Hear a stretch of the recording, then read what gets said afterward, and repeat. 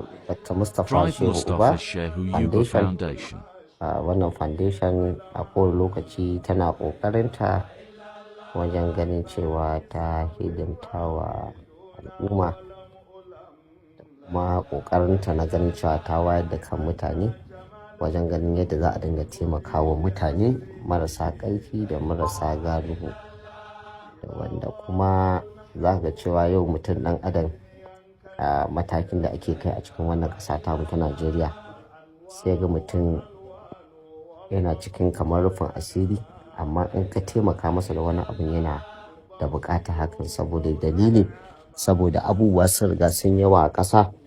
Mutane masu jari masu ƙarfi jarin nasu ya yi ƙasa, kuma an shiga cikin wani hali na rashi wanda ba abin da zai taimake mu sai irin wannan taimakon juna da kuma yin addu'o'i ga ƙasa don ganin samun nasara. Wato wannan foundation mai albarka Dr. Mustapha Shehu Uba Foundation tana iyaka ƙoƙarinta wajen ganin cewa ta yi ayyuka wanda za su taɓa zuciyar al'umma.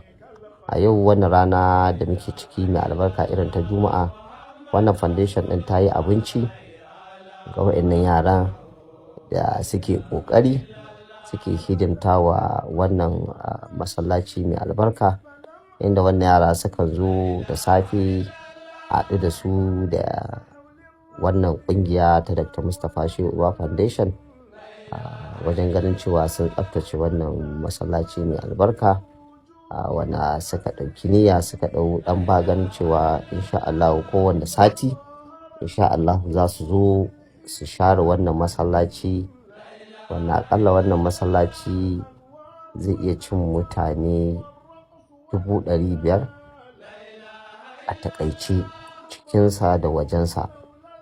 To akan zo a share wannan masallaci daga cikinsa har zuwa wajensa, wanda yake ana fara wannan aiki na shara tun daga karfe 6 na asuba bayan an gama sallar asuba har zuwa lokacin da Allah ya ba da ikon hattama wannan shara. To a cikin wannan kungiya da ake tafiya shi Comrade Bashir, ga kuma Malam Usama, ga Malam Munkaila, akwai Malam Musa da sauran 'yan kungiya da suke ba da gudunmuwarsu wajen ganin cewa wannan aiki ya tabbata.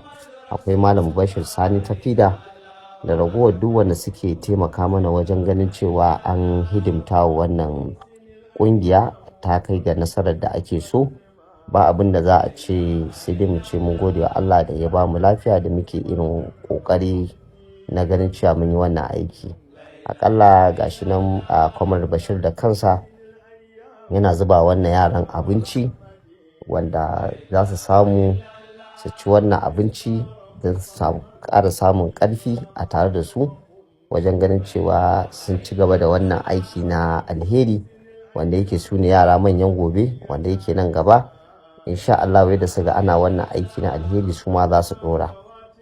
To a kowane lokaci ita wannan foundation ta Dr. Mustapha Shehu Uba, wanda yake gashi da kansa ya buɗe leda ana zuba abinci, kuma an zuba abincin nan a roba da kansa, yana tattara yaran nan kowane lokaci ya ga cewa ya arrangin nasu line by line yadda zai zamanto kowanne yaro ya samu wannan abinci ya kai ga bakinsa, wanda yake da abin da suka samu shine rabonsu.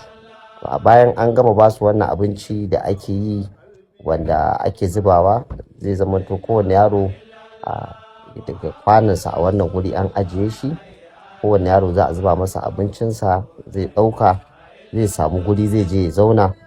Bayan ya zauna zai cin abincinsa, kuma bayan ya gama cin wannan abincin sannan kuma mukan bi wa'annan yaran da kuɗi, wanda kowanne yaro a ciki kuma zai zo ya samu wani abu da zai rike ga wannan foundation take kokari. Ita ta Dr. Mustapha Shehu Uba Foundation takan yi wannan kokari sosai ganin cewa ta ba da gudunmuwarta. Yanzu yadda za ku wannan fili ne ba karamin fili ba ne ba. Bayan mun gama raba abinci a cikin wannan masallaci, ga su nan inda yaran kuma kowanne za a bi shi ɗaya bayan ɗaya a sallame shi da ɗan wani abu da ya je ya riƙe da zai je ɗan gudanar da rayuwarsa kafin satin ya zagayo. Wannan yaran suna ba mu haɗin kai 100% a wajen wannan aiki da muke na alheri. Su ma Allah ya saka da iyayensu da albarka, wannan almajiran John makaranta ne Mustafa Yuba Foundation. wanda ba abin da za mu ce wannan malamin su shi ma sai dai mu ce Allah ya saka da alheri. Mun gode.